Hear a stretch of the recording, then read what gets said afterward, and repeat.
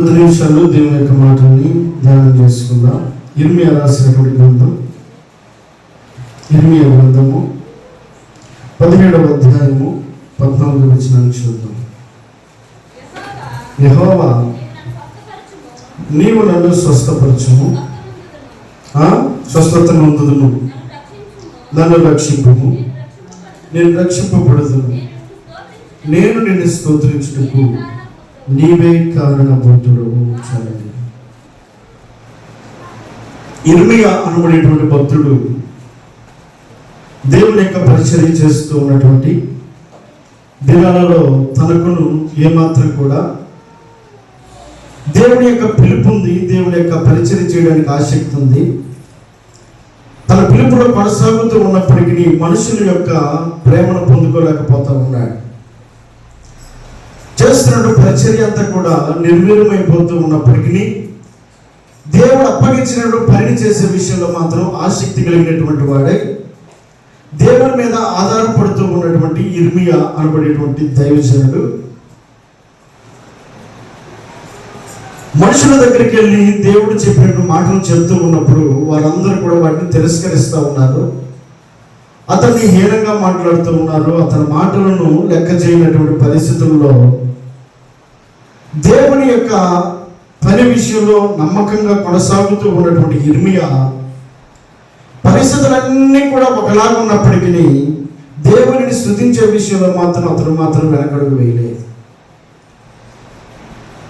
దేవుని ప్రేమ చేత నడిపించబడుతూ ఉన్నటువంటి ఇర్మియా భక్తుడు ఆయన పలుకుతున్నటువంటి మాట ఏమిటంటే, నేను నిన్ను స్తోత్రించుటకు నీవే కారణభూతుడు. ఈరోజు నేను నిన్ను స్తుతిస్తూ ఉన్నాను అంటే, ఈరోజు నేను నిన్ను ఘనపరుస్తూ ఉన్నాను అంటే, ఈరోజు నేను నిన్ను మహిమపరుస్తూ ఉన్నాను అంటే కారణం నీవే. మనుషుల యొక్క ప్రేమ నాకు దూరం అవ్వచ్చు, మనుషుల యొక్క ఆప్యాయత నాకు దూరం అవ్వచ్చు, మనుషుల యొక్క మంచితనము నాకు దూరం అవ్వచ్చు. వాళ్ళందరూ కూడా నన్ను హేళన చేస్తూ ఉన్నప్పటికీ, వాళ్ళందరూ కూడా నన్ను అవమానపరుస్తూ ఉన్నప్పటికీ, వాళ్ళందరికీ నిన్ను గురించిన మాటలు వారికి తెలియపరుస్తూ ఉన్నప్పుడు నన్ను వెర్రివాడిగా చూసినప్పటికీ, దేవా, ఈరోజు నేను నిన్ను స్తుతించడానికి, ఈరోజు నేను నిన్ను ఘనపరచడానికి, ఈరోజు నేను నిన్ను మహిమపరచడానికి వాళ్ళందరికీ తెలియనటువంటి సత్యం ఏంటంటే, నేను నిన్ను స్తుతించుటకు కారణం నీవే అని అంటూ ఉన్నాడు. దేవునికి మహిమ కలుగును గాక. హల్లెలూయా. అంటే ఇర్మియా ఎంత లోతుగా దేవుని గొప్పతనాన్ని ఎరిగి ఉండగలుగుతూ ఉన్నాడు. ఈ మధ్యాహ్నకాల సమయమందు దేవుడు మనల్ని స్తుతించుటకు ఆయన సన్నిధికి నడిపించి ఉన్నాడు. దేవుని వాక్యం సెలవిస్తా ఉంది. భక్తుడు అంటున్నాడు, నేను నిన్ను స్తుతిస్తా ఉన్నాను అంటే అది కేవలము అది నీ యొక్క మంచితనమే అని అంటూ ఉన్నాడు. దానికి కారణం నీవే. ఈరోజు అందరం కూడా మనం దేవుని సన్నిధిలో కూర్చున్నాము అంటే మన గొప్పతనమా? కాదు. ఆయన చూపించిన ప్రేమను బట్టి ఇక్కడ దాకా రాగలిగాము. ఆయన చూపించినటువంటి ప్రేమను బట్టి ఆయన మహిమపరచగలుగుతా ఉన్నాం. ఆయన చూపించిన కృపను బట్టి ఆయన ప్రార్థన చేయగలుగుతా ఉన్నాం. ఆయన చూపించిన కృపను బట్టి ఆయన వాక్యం శ్రద్ధగా వినగలుగుతా ఉన్నాం. కాబట్టి భక్తుడు అంటున్నాడు, దేవా, నేను నిన్ను స్తుతించుటకు కారణభూతుడవు నీవే.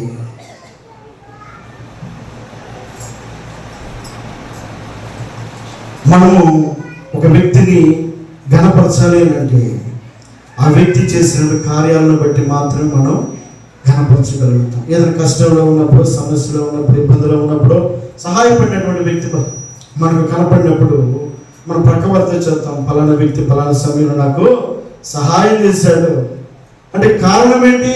ఆ వ్యక్తి చేసిన మంచితనమే మన హృదయంలో గొప్పగా కనబడుతూ ఉంటుంది. అలాగే ఇర్మియా భక్తుని యొక్క జీవితంలో ఇర్మియాకు గొప్పగా కనబడినటువంటి మహిమ పరచదగినటువంటి దేవుని నామాన్ని గొప్ప పరచడానికి అతను ఇష్టపడుతూ ఉన్నాడంటే కారణం దేవుడే.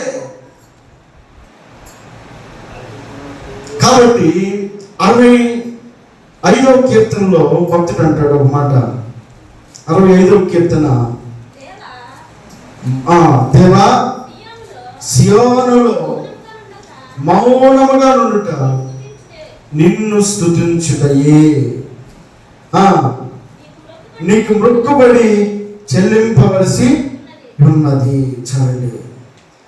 భక్తుడు అంటున్నాడు, దావీదు అంటున్నాడు మాట ఏమిటంటే, సియోనులో మౌనముగా ఉండుట నీకు స్తుతి చెల్లించుటే.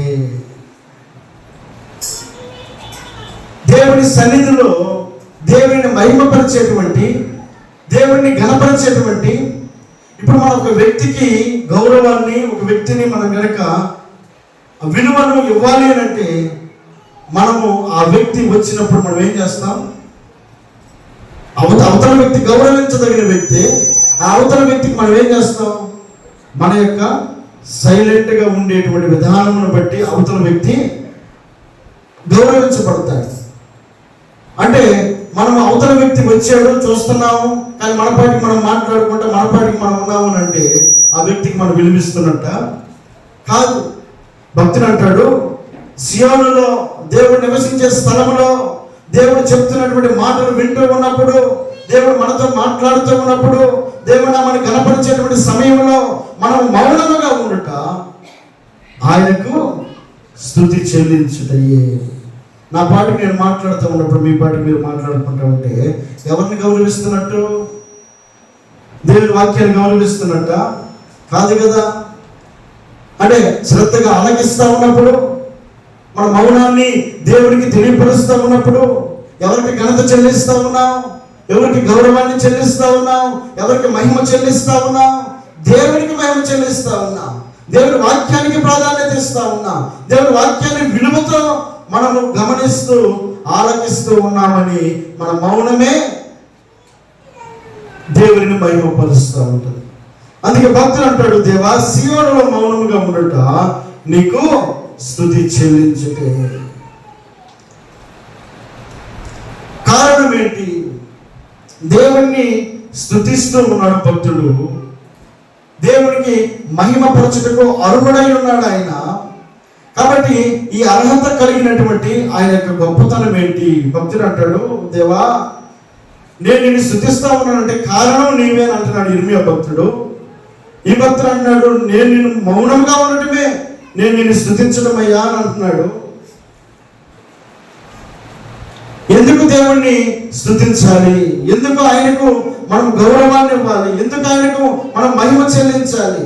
ఎందుకు ఆయన సన్నిధిలో మనము ఆయనకు విలువైనటువంటి పాత్రలుగా ఉండాలి అని అంటే, అక్కడే 65వ కీర్తనలో అంటాడు 3వ వచనంలో, నా మీద మోపబడిన దోషములు భరింపజాలనివి, మా అతిక్రమముల నిమిత్తము నీవే ప్రాయశ్చిత్తము చేయుదువు. చాలండి. ఎందుకు దేవుని స్తుతించాలి అని అంటే, ఆయన మన పాపములను పరిహరించి ఉన్నాడు. ఆయన మన దోషములను క్షమించి ఉన్నాడు. అందుకే భక్తుడు అంటాడు, నా మీద మోపబడిన దోషములను భరింప చాలనివి. ఎవరు కూడా క్షమించడానికి వీలులేనటువంటి తప్పిదాలు చేసినటువంటి నన్ను, ఘోరమైనటువంటి స్థితిలో ఉన్నటువంటి నన్ను, ఏ యోగ్యతకు అర్హత లేనటువంటి నన్ను నీవు నన్ను పరిహరించి ఉన్నావు అని అంటాడు. దేవుని స్తుతించడానికి దేవుడు తన జీవితంలో చేసిన మేలు ఏంటి అంటే, తన స్థితిలో నుండి తనకున్నటువంటి తన మీద మోపబడినటువంటి దోష శిక్షను అది భరింపలేనప్పటికీ భరించిన వాడు దేవుడు. అందుకే మత్తయి రాసినటువంటి సువార్త 20వ అధ్యాయం 28వ వచనంలో ఒక మాట అంటాడు. మత్తయి రాసిన సువార్త 20వ అధ్యాయం 28వ వచనంలో,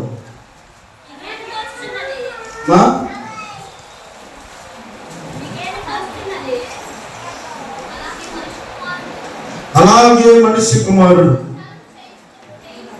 పరిచారము చేయించుకున్నట్టుకు రాలేదు కానీ పరిచారము చేయుటకును అనేకులకు ప్రతిగా విమోచన క్రయధనముగా తన ప్రాణమునిచ్చుటకు వచ్చెను. ఆయన మన దోష శిక్ష భరింపలేనిదైనప్పటికీ మన దోషమును భరించి ఉన్నాడు కనుక దేవుడు ఎలాంటి వాడు? మన స్తుతుల మీద మాత్రమే ఆశీనుడై ఉండేవాడు కాదు, కానీ ఆయన అంటున్నాడు, ఇదిగో మనుష్య కుమారుడు పరిచారము చేయించుకున్నట్టుకు రాలేదు కానీ పరిచారము చేయుటకు అనేకులకు ప్రతిగా విమోచన క్రయధనముగా తన ప్రాణమునిచ్చుటకు వచ్చినని చెప్పాను. అనేకుల కొరకు యేసుక్రీస్తు ప్రభువు వారిని ఈ లోకమునకు పంపించేటప్పుడు తండ్రి అయినటువంటి దేవుడు ఈ లోకమును ఎంతో ప్రేమించాడట. ఎందుకు? ఏ ఒక వ్యక్తి కొరకే ఆయన రాలేదు, ఏ కొంతమంది మాత్రం కొరకే ఆయన రాలేదు. యేసుక్రీస్తు అందరికీ ప్రభువు అయి ఉన్నాడు.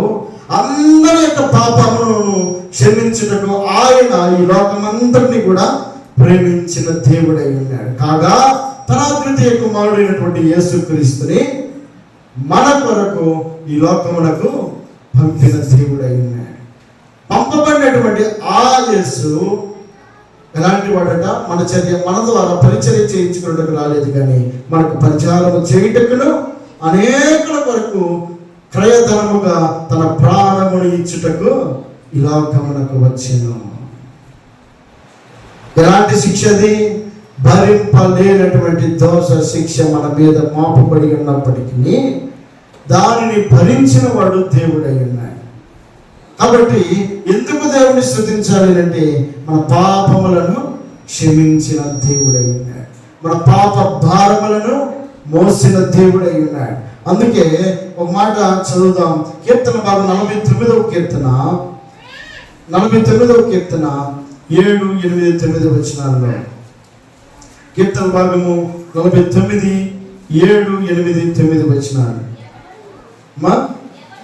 ఎవడును ఏ విధము చేతనైనను తన సహోదరుని విమోచింపలేడు.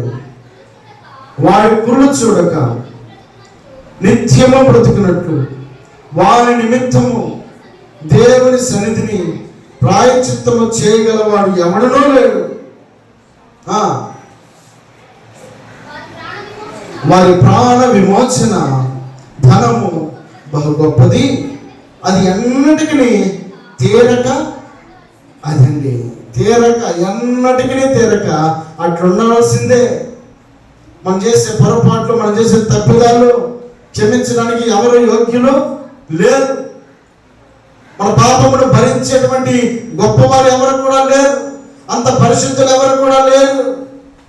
మనం చేసిన తప్పిదాలను క్షమించుటకు అర్హుడై ఉన్నటువంటి దేవుడు మన మీద ఉన్నటువంటి దోష శిక్షలను, అంటే మనిషి యొక్క జీవితం ఎలాగుంది అంటే ఎవడను ఏ విధము చేతనైనా సహోదరునికి విమోచింపలేడు. తన పక్క వారిని మనం క్షమించలేము, మన పక్క వారిని మనం విమోచించలేము, మన పక్క వారి మీద దోషం మనం తీసివేయలేము.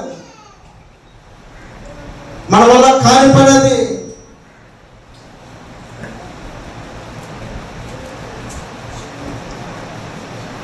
వాడు కుళ్ళు చూడక నిత్యము బ్రతుకున్నట్లు వారి నిమిత్తము దేవుని సన్నిధిని ప్రాయశ్చిత్తము చేయగలవాడు ఎవడూ లేడట. నిత్యము బ్రతికేటట్లుగా, వాడు నశించిపోకుండా వాడి నిత్య రాజ్యంలోకి చేర్చగలిగినటువంటి వ్యక్తి ఎవరు కూడా లేరట. అంత మాత్రమే కాదు, వారి ప్రాణ విమోచన ధనము బహు గొప్పది. ఎవరు కూడా ఆ అప్పును తీర్చడానికి ఎవరు సరిపోయిన వారు లేరు. వారి ప్రాణ విమోచన, ఎవరు కూడా వారి ప్రాణము నాశనము కాకుండా నిత్య రాజ్యంలోకి నడిపించడానికి అర్హత కలిగించేటువంటి అర్హత ఎవరికి కూడా లేనటువంటి పరిస్థితి. అది తీరక అది ఎన్నటికీ అట్లా ఉండవలసిందే. మనం చేసిన తప్పిదాలను బట్టి, మనం చేసిన పొరపాటులను బట్టి మన మీద ఉన్న దోష శిక్ష అది ఎంతో గొప్పదై ఉంది. దాన్ని ఎవడ కూడా విమర్శించలేడు, ఎవడ కూడా దాన్ని తీసివేయడానికి అర్హత లేనటువంటి వ్యక్తి. కొందరు అనుకున్నారు, పాపముల చేత పట్టబడినటువంటి ఒక స్త్రీని వెంటాడి మేమే గొప్పవారం అనుకుని, మేమే పరిశుద్ధులం అనుకుని ఆమెను రాళ్లతో తరుముతూ ప్రయాసపడతా ఉన్నారు. యేసుక్రీస్తు ప్రభువుల దగ్గరికి వచ్చినప్పుడు ఆమె స్థితిని ఎరిగినటువంటి దేవుడు ఆ నేల మీద రాస్తా ఉన్నాడు. ఏమని? మీరు ఎవడైనాను తప్పిదము చేయని వాడు మొదట రాయి వేయమని రాసినప్పుడు ఆ చదువుకునేటువంటి వ్యక్తి ఎవడు కూడా ఆమె మీద రాయడానికి సాహసించలేదంట. అంటే రాయడానికి ప్రయత్నం చేశారు, కానీ తప్పిదాలు లేనటువంటి వారా? వారు తప్పిదాలు కలిగినటువంటి వారే. అయినప్పటికీ ఏ మనుషుడు కూడా నీతిమంతుడు లేడట. నీతిమంతుడు ఒక్కడును లేడు, అందరూ పాపము చేసి ఉన్నారు. కాబట్టి ఇలాంటి స్థితిలో ఉన్నటువంటి మనలను విమోచించగలిగినటువంటి దేవుడు, మనం పరిశుద్ధపరచగలిగినటువంటి దేవుడు, అనేకుల కొరకు ఆయన తన క్రయధనమును చెల్లించడం కొరకై తన ప్రాణమును మన కొరకై ఇచ్చి వేయుటకు ఆయన ఈ లోకమునకు వచ్చిన దేవుడై ఉన్నాడు. కాబట్టి మన ప్రాణ విమోచన బహు గొప్పదై ఉన్నప్పటికీ అంత ఘోరమైనటువంటి తప్పిదాలను కూడా ఆయన క్షమించుటకు అర్హుడై ఉన్నాడు. ఆయన పరిశుద్ధుడు, నీతిమంతుడు, నిష్కల్మషుడు, పాపంలో చేరక ప్రత్యేకముగా ఉన్నవాడు. ఆయన మనకు సరిపోయిన దేవుడై ఉన్నాడని హెబ్రీ గ్రంథకర్త అంటాడు. మనకు సరిపోయినటువంటి దేవుడు, మన మీద దోషమును క్షమించడానికి సరిపోయిన వాడు, మన పాపమును క్షమించడానికి సరిపోయిన వాడు. కాబట్టి అలాంటి దేవుని ప్రేమను మనము పొందుకొని ఉన్నాము కనుక ఈ రోజున నీతిమంతులుగా దేవుని మందిరంలో ఆయన స్తుతించగలుగుతా ఉన్నాం. అర్హత ఇచ్చిన వాడు ఎవరు? దేవుడే. కాబట్టి భక్తుడు అంటాడు, యెహోవాను స్తుతించుడి అని అంటున్నాడు. స్తుతించమని కోరుతూ ఉన్నాడు. కారణం ఏంటంటే 64వ కీర్తనలో అంటున్నమాట. ఏమని? 65వ కీర్తనలో సియోనులో మౌనముగా ఉండుట నీకు స్తుతి చెల్లించుటే, నీకు మొక్కుబడి చెల్లింపవలసి ఉన్నది. చాలండి. ఎందుకనంటే నా మీద మాపబడిన దోషములు భరింపచాలనవి, మా అతిక్రమములు నిమిత్తము నీవే ప్రాయశ్చిత్తము చేయదు. కాబట్టి మన పాపముల నుండి ప్రాయశ్చిత్తము చేసిన వాడు దేవుడు. కాబట్టి ఆయన స్తుతించుటకు అర్హుడై ఉన్నాడు. కాబట్టి రెండవది ఒక మాట చదువుదాం. అక్కడే 65వ కీర్తన 4వ వచనంలో, నీ ఆవరణములో నివసించినట్టు నువ్వు ఏర్పరచుకొని చేర్చుకుని వాడు ధన్యుడు. నీ పరిశుద్ధాలయము చేత, నీ మందిరములోని మేలుల చేత మేము తృప్తి పొందుదము. ఏ అవకాశం ఇచ్చాడు? భరింపలేనటువంటి దోష శిక్షకు కారణమైనటువంటి మనిషిని ప్రాయశ్చిత్తం చేసిన వాడు దేవుడే. రెండవది, ఆయన ఆవరణములో నివసించినట్లు మనల్ని ఏర్పరచుకున్న వాడు కూడా ఆయనే. ఆయన మందిరంలో నివసించడానికి యోగ్యత కలుగు చేసిన వాడు కూడా దేవుడే. దేవుని స్తోత్రం చెల్లిద్దాం. హల్లెలూయా, హల్లెలూయా. చాలా మంది మందిరం దగ్గరికి వచ్చి లోపల దాకా రాలేదు, తటపటాయిస్తూ ఉంటారు. ఎందుకంటే వారి తప్పిదాలు, వారి పాపాలు లేదా వారి యొక్క దోషాలు వారిని ఏం చేస్తాయి తెలుసా? నీవు దానికి అర్హుడు కాదని గద్దిస్తాయేమో. కానీ చాలా మంది లోపల అడుగు పెట్టడానికి సందేహిస్తూ ఉంటారు. కానీ దేవుడు మన మీద దోష శిక్షను తొలగించాడు కనుక, మన మీద పాప శిక్షను తొలగించాడు కనుక దేవుని మందిరంలో ఆయన స్తుతించుటకు, మనము సంతోషముగా ఆయన ఆవరణలో ప్రవేశించుటకు మనము అర్హత కలుగు చేసిన వాడు దేవుడే. ఒకప్పుడు దూరస్థులమైనటువంటి మనలను, ఒకప్పుడు చీకటిలో ఉన్నటువంటి మనలను ఆయన వెలుగులోకి నడిపించిన వాడు ఆయనే. దూరస్థులమైన మనలను హక్కున చేర్చుకున్నవాడు కూడా ఆయనే. కాబట్టి భక్తుడు అంటాడు, ఆయనను మనము స్తుతించుటకు అర్హుడై ఉన్నాడు. ఎందుకనంటే ఆయన మన దోష శిక్షను భరించిన వాడు. రెండవది, ఆయన మందిరంలోకి మనలను ప్రవేశపెట్టినటువంటి దేవుడు ఆయనే కనుక. మూడవది, అదే 4వ వచనం కింద అంటాడు, నీ పరిశుద్ధాలయము చేత, నీ మందిరములోని మేలు చేత మేము తృప్తి పొందుదము. ఏమంటాడు? ఆయన పరిశుద్ధాలయములోని, దేవుని మందిరంలోని మేలు చేత మనలను తృప్తి పరిచేవాడు. ఒకటి, మందిరంలోకి ప్రవేశపెట్టిన వాడు ఆయనే. రెండవది మందిరంలో ఉన్నటువంటి మేలుల చేత తృప్తిపరిచిన వాడు కూడా ఆయన. కాబట్టి ఆయన స్తుతించుటకు అర్హుడై ఉన్నాడు. భక్తుడు అంటాడు, ఇర్మియా అంటాడు, దేవా నేను నిన్ను స్తుతించుటకు దానికి కారణభూతుడవు నీవే. ఎందుకు అనంటే దోష శిక్షను భరించిన వాడాయని, మందిరంలోకి నడిపించిన వాడాయని, మందిరంలో ఉన్నటువంటి దీవెనల చేత తృప్తిపరిచిన వాడు కూడా దేవుడే. అంత మాత్రమే కాదు, మనకు మాట్లాడాడు 7వ వచనంలో, ఆయనే సముద్రముల ఘోషను వాటి తరంగముల ఘోషను అణుచువాడు, జనముల అల్లరిని చల్లార్చువాడు. చాలండి. ఆయనే సముద్రముల ఘోషను వాటి తరంగముల ఘోషను అణుచువాడు, జలముల అల్లరిని చల్లార్చువాడు. పరిస్థితులన్నిటినీ కూడా ఆయన స్వాధీనంలోకి తీసుకోగలిగిన వాడు ఆయనే. శిష్యులు ప్రయాణిస్తూ ఉన్నారు. యేసుక్రీస్తు ప్రభుల వారితో కలిసి గెత్సెమనే తోటలో ప్రార్థన చేసినటువంటి ఆ శిష్యులు అందరూ కూడా ప్రార్థిస్తూ ఉండగానే యేసుక్రీస్తు ప్రభుల వారు అన్నారు, మీరు ముందుగా వెళ్ళి అద్దరికి వెళ్ళండి, నేను తర్వాత కాసేపు ఆగి వస్తాను అన్నాడు. వారు సందేహించకుండానే వారి ప్రయాణాన్ని కొనసాగించారు. కొంత దూరం వెళ్ళిన తర్వాత వారి ప్రయాణంలో కొన్ని ఇబ్బందులు ఎదురైనవి. గొప్ప గాలి తుఫాను వారి మధ్యలోకి వచ్చినప్పుడు యేసుక్రీస్తు ప్రభుల వారేమో అవతల కొట్టునున్నాడు, మధ్యలోనేమో వీరు నిలబడి ఉన్నారు. కానీ వీరికి ఉన్నటువంటి ఆ యొక్క పరిస్థితుల ప్రతికూలతలో వారు కేకలు వేస్తూ ఉన్నారు, బాధపడుతూ ఉన్నారు, కన్నీరు గారుస్తూ ఉన్నారు. కానీ పంపించినటువంటి దేవుడే మరలా ఏం చేశాడు, వారికి ఉన్నటువంటి స్థితిని ఎరిగి వారి మధ్యలోకి వచ్చి నిలబడి వారు దూరంగా నిలిచి చూస్తూ ఉన్నప్పుడు వారు దెయ్యము భూతమని ఏడుస్తూ ఉన్నారు, భయపడతా ఉన్నారు. కానీ వారితో అంటున్నాడు, మీరు భయపడవద్దు అని అంటూ ఉన్నాడు. అప్పుడు ఆయన ఆ సముద్రమును మిక్కిలి నిమ్మలముగా ఉండమని ఆయన గద్దించినప్పుడు ఆ పరిస్థితి అంతా కూడా అనుకూలంగా మారిపోయింది. వారి ప్రయాణము సులువుగా సాగిపోయిందట.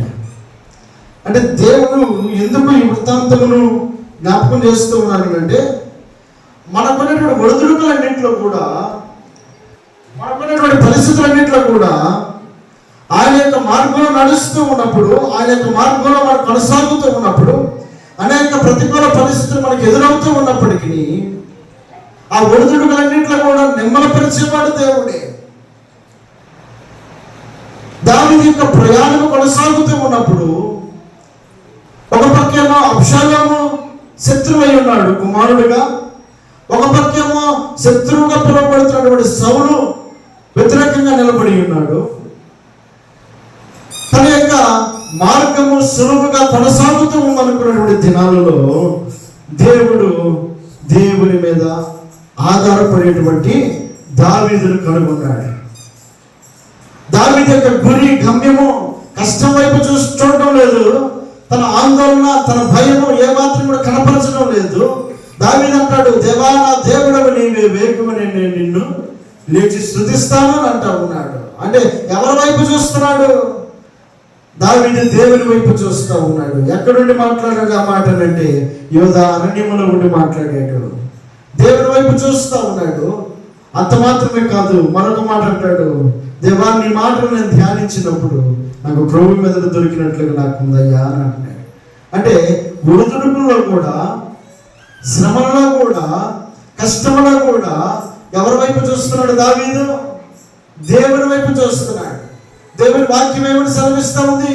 మీరు చింతించడం వలన మూరుడు ఎక్కువ చేసుకోలేడు, మూరుడు తక్కువ చేసుకోలేడు. మన చింత యావత్తును ఆయన మీద వేయగలిగినప్పుడు మనం భారమును మోయగలిగిన వాడు ఆయనే. ప్రయాసపడి భారము మోయించిన సమస్త జనులారా నా యొద్దకు రండి, నేను మీకు అదండి విశ్రాంతి కలుగజేసేవాడు ఆయన, ఒడిదుడుకులను చక్కదిద్దేవాడు ఆయన, ప్రతికూల పరిస్థితులను అనుకూలంగా మార్చేవాడు ఆయన.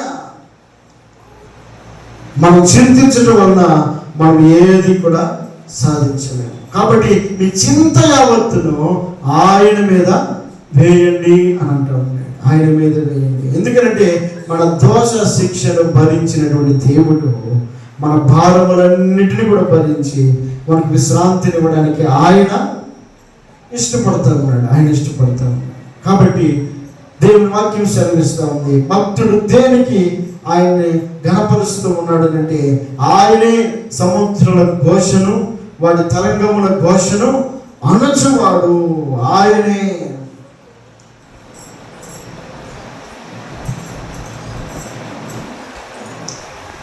మనకి 2వ వచనం చూద్దాం.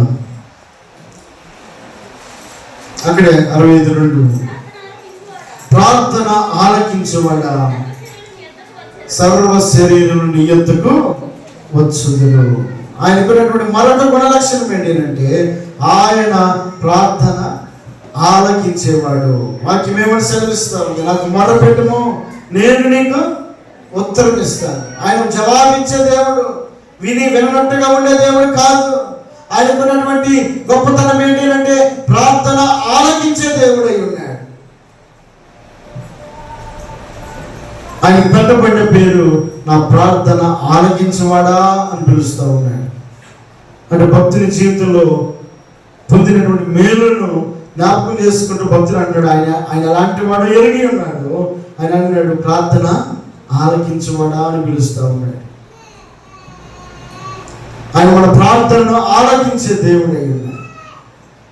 కాబట్టి సర్వ శరీరము నీ యొద్దకు వత్తురు.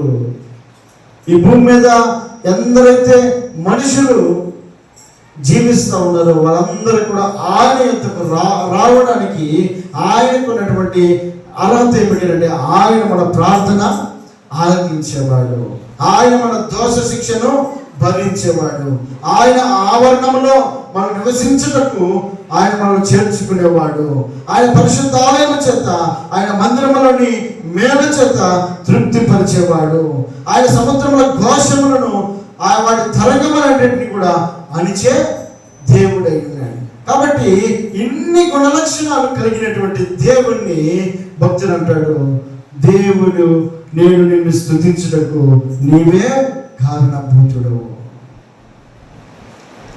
ఆయనను స్తుతించుటకు ఆయనే అర్హుడై ఉన్నాడు.